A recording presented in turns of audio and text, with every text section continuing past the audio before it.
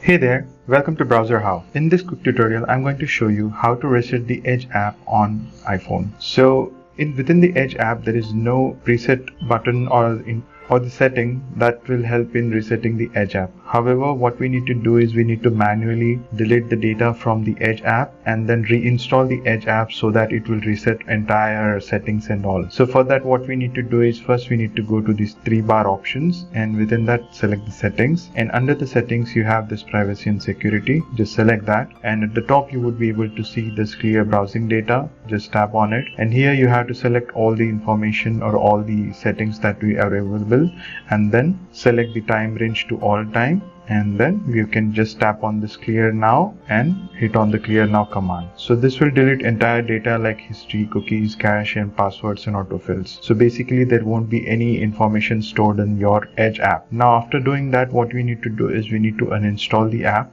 For that, you can tap and hold this Edge app and then select remove app and select this delete app option. Once that is done, you can head over to the App Store and search for the Edge app in the App Store and then reinstall it. So this will make sure that your account has been signed out, and also all the settings and information that you have been saving in your Edge app is deleted along with the account signing. So once you have uninstalled and then reinstall using this App Store, you can just tap open the Edge app and it will bring back the completely reset Edge app on your iPhone. I hope you find this video helpful. Please hit the like button and subscribe if you haven't already. Thank you for watching. Cheers.